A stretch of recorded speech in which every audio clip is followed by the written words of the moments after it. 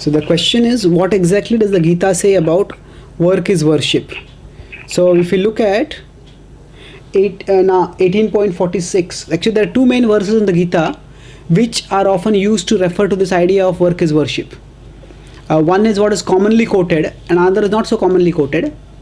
The commonly quoted verse is 2.47, karmanyevadhikaraste ma phaleshu kadachana ma karma phala heturbhur ma te sangostva karmani. So 2.47 says that you have a right to do your work, but you do not have a right to the results of the work.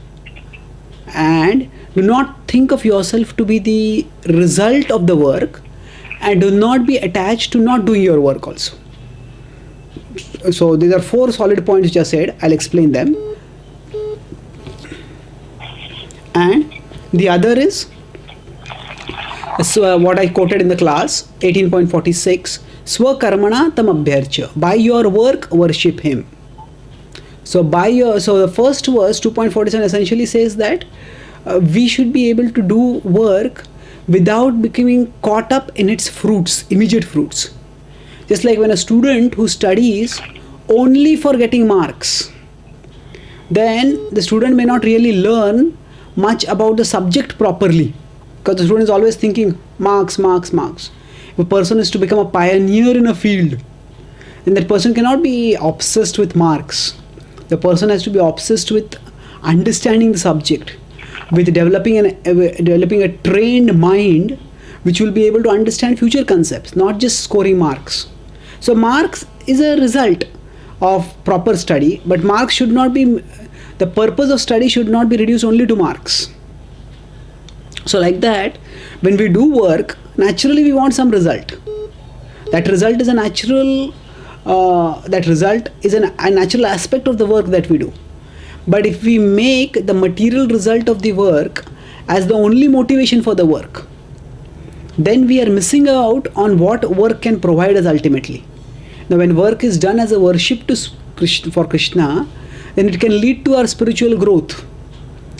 So how does one do that? As I mentioned, by devoting some time of our life for exclusively worshipping Krishna, and then carrying those devotional impressions in our work and seeing them that this work is also a way of serving Krishna, serving God. Now, the Bhagavad Gita is a book for spiritualizing our entire life. The Bhagavad Gita doesn't recommend renunciation of work. Arjuna wanted to renounce, Krishna said don't renounce the work. But that doesn't mean Bhagavad Gita says that just you do your work and that will automatically be worship. If that were the case, then even Duryodhana would be a worshipper, because Duryodhana was also doing, Duryodhana was the villain in the Mahabharata who was also doing the work of fighting, and he was Kshatriya, I can say I am doing fighting also. But he is not glorified. The purpose of the Gita is not just that one do work, but one elevate one's consciousness while doing work. So Arjuna is asked to become absorbed in remembrance of Krishna, in loving devotion to Krishna, and then do one's work.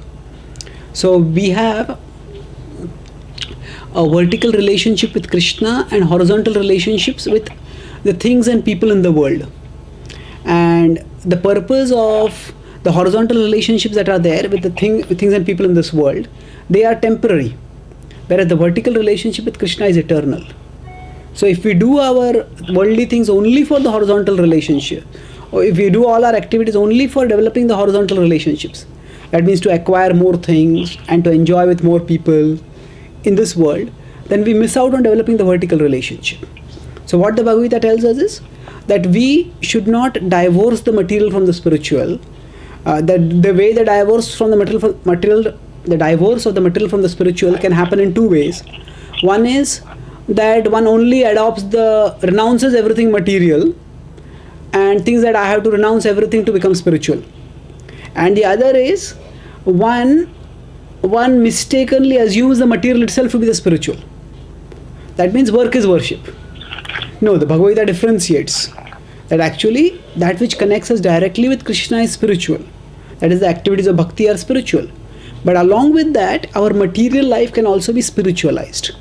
And its message guides us by telling us about the process of bhakti yoga, by which we can spiritualize our material activities also. So the essential teaching of the Bhagavad Gita about work is that we can make our work into a worship by practicing devotional service to Krishna. Thank you.